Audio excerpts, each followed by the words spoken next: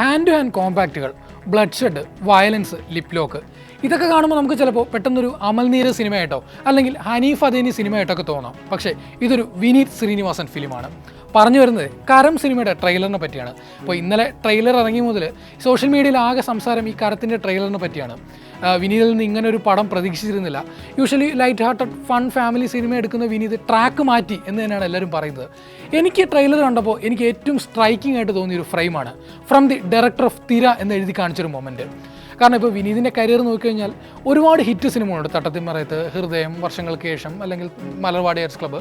ഈ ഹിറ്റ് സിനിമകളെല്ലാം ഉണ്ടായിട്ടും അദ്ദേഹത്തിനെ അടയാളപ്പെടുത്താൻ ശ്രമിക്കുന്നത് തിര എന്ന് പറയുന്നൊരു സിനിമയുടെ മേക്കറായിട്ടാണ്. വൈ ഇസ് തിര സോ റെലവൻറ്റ് എന്ന് പറഞ്ഞൊരു ക്വസ്റ്റ്യൻ നമുക്കിവിടെ ചോദിക്കേണ്ടി വരും. കാരണം ഒരുപക്ഷെ മലയാള സിനിമ അന്ന് വരെ കാണാത്തൊരു മേക്കിംഗ് സ്റ്റൈൽ കൂടിയായിരുന്നു വിനീത് തിരയിലൂടെ കൊണ്ടുവന്നത്.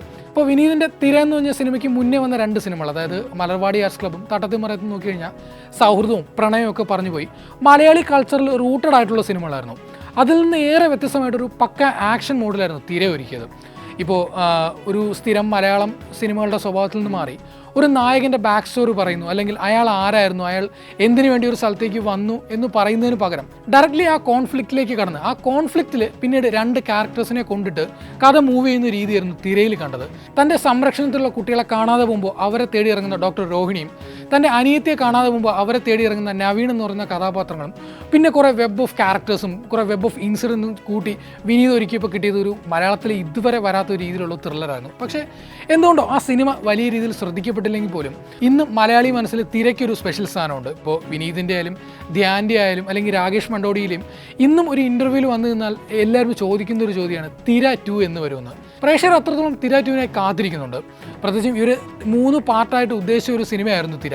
ഈ തിര 1 വലിയ രീതിയിൽ ശ്രദ്ധിക്കപ്പെടാതെ പോയതുകൊണ്ട് പിന്നെ ഇവർ 2ാമത്തെ 3ാമത്തെ പാർട്ട് ഷെൽവ് ചെയ്ത് കഴിഞ്ഞു എന്നാണ് വിനീത് അടക്കം പറയുന്നത്. അപ്പോൾ വിനീത് ഒരു അഭിമുഖത്തിൽ പറഞ്ഞു തിര 2 ഉണ്ടാകില്ലെന്ന് പറഞ്ഞു. പിന്നീട് ധ്യാൻ ഈ സിനിമ റിവൈവ് ചെയ്ത് എടുക്കാൻ പ്ലാൻ ഉണ്ടെന്നും ഫസ്റ്റ് പാർട്ടിൻ്റെ റൈറ്ററായ രാകേഷ് മണ്ടോടിയുമൊത്ത് തിര 2 ചെയ്യാൻ പ്ലാൻ ഉണ്ടെന്നും ഒരു അഭിമുഖത്തിൽ പറഞ്ഞിരുന്നു. പക്ഷേ അതിൽ പിന്നെ അപ്ഡേറ്റ് ഒന്നും വന്നിരുന്നില്ല.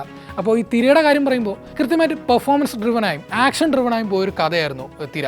കരത്തിൻ്റെ ട്രെയിലറും തിരയുടെ ട്രെയിലറും ബാക്ക് ടു ബാക്ക് എടുത്ത് നോക്കുകയാണെങ്കിൽ ചില സാമ്യതകളൊക്കെ കാണാനാവും. ഇപ്പോൾ മേക്കിംഗ് സ്റ്റൈലാണെങ്കിലും അതിൻ്റെ ഒരു ഫാസ്റ്റ് പേസ്ഡ് റഷ് ആണെങ്കിലും വിനീത് ഒരുപക്ഷെ ഞാൻ നേരത്തെ പറഞ്ഞ പോലെ തിരയിൽ മിസ്സായത് കരത്തിൽ അടിക്കുമെന്ന് തന്നെയാണ് പ്രതീക്ഷ. ഇപ്പോൾ ബാക്ക് ടു കരത്തിലേക്ക് വരികയാണെങ്കിൽ മലർവാടി ആർട്സ് ക്ലബിൻ്റെ 15ാം വർഷത്തിലാണ് വിനീത് ഒരു പോസ്റ്റ് ഇടുന്നത്. ഞാൻ ഇന്ന് പുതിയ സിനിമയായിട്ട് വരികയാണ്, ത്രില്ലർ ജോണറാണ്, അതിൻ്റെ ഫസ്റ്റ് ലുക്ക് ഇന്ന് വൈകുന്നേരം പുറത്തിറങ്ങുമെന്ന്. ഉടനെ ഇതിന് താഴെ വന്നൊരു കമൻ്റ് ആയിരുന്നു, ചെന്നൈ പാസം ഉണ്ടോ വിനീതേട്ടാന്ന്. അപ്പോൾ വിനീത് ഉടനെ കമൻറ്റും ചെയ്തു, ഇല്ല ഇതിൽ ചെന്നൈ ഇല്ല എന്നാണ്. അപ്പോൾ ഇന്നലെ ട്രെയിലർ കാണുമ്പോൾ അത് അക്ഷരാർത്ഥത്തിൽ ശരിയാണെന്ന് തോന്നും. വിദേശ രാജ്യത്ത് സെറ്റ് ചെയ്ത ഒരു പക്ക ആക്ഷൻ മൂഡിലാണ് കര ഒരുക്കിയിരിക്കുന്നത്. ഇപ്പോൾ വിനീതിൻ്റെ എല്ലാ സിനിമകളും എടുത്ത് നോക്കിക്കഴിഞ്ഞാൽ മ്യൂസിക്കിന് വലിയ രീതിയിൽ പ്രാധാന്യമാണ്. ഒരു റിതം ഉണ്ടായിരിക്കും വിനീതിൻ്റെ എല്ലാ സിനിമകൾക്കും. കരത്തിൻ്റെ ട്രെയിലർ എടുത്ത് നോക്കിയാലും ഷാൻ റഹ്മാൻ്റെ ഗംഭീര പശ്ചാത്തല സംഗീതമാണ് കരത്തിൻ്റെ ട്രെയിലറിലുള്ളത്. ഇപ്പോൾ വിനീതിൻ്റെ ആദ്യ സിനിമയായ മലർവാടി ആർട്സ് ക്ലബ്ബ് മുതൽ ഷാൻ റഹ്മാൻ വിനീതിനൊപ്പമുണ്ട്. ഇപ്പോൾ അടുത്തിടെ ഷാൻ റഹ്മാൻ്റേതായി വന്ന ചില പാട്ടുകൾക്കും BGMനൊക്കെ ചില വിമർശനങ്ങൾ കേട്ടിരുന്നു. അദ്ദേഹത്തിൻ്റെ മ്യൂസിക് എല്ലാം റെപ്പറ്റേറ്റീവ് ആവുന്നു, ഒരേ സ്റ്റൈലായി മാറുന്നു എന്നുള്ള വിമർശനങ്ങൾ അടുത്തിടെ കേട്ടിരുന്നു. അപ്പോൾ കരത്തിലെ മ്യൂസിക് നോക്കുകയാണെങ്കിൽ, ബാക്ക്ഗ്രൗണ്ട് സ്കോർ നോക്കുകയാണെങ്കിൽ അതിൽ നിന്നെല്ലാം വ്യത്യസ്തമായി അദ്ദേഹം തന്നെ പൊളിച്ചെഴുതാനുള്ള ശ്രമം കൂടിയാണ് കരം. ഫിലിപ്സ്, ഹെലൻ തുടങ്ങിയ സിനിമകൾ അഭിനയിച്ച നോബൽ ബാബു തോമസ് ആണ് കരത്തിൽ നായകനായി എത്തുന്നത്.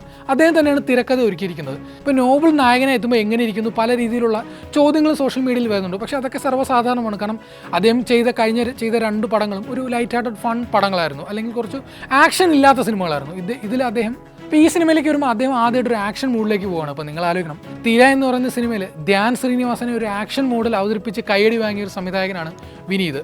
അപ്പോൾ കരത്തിലേക്ക് വരുമ്പോഴും നോവലിൻ്റെ ഒരു പുതിയ അവതാർ തന്നെ വിനീത് ഒരുക്കി വെച്ചിട്ടുണ്ടെന്ന് തന്നെയാണ് ഞാൻ പ്രതീക്ഷിക്കുന്നത്.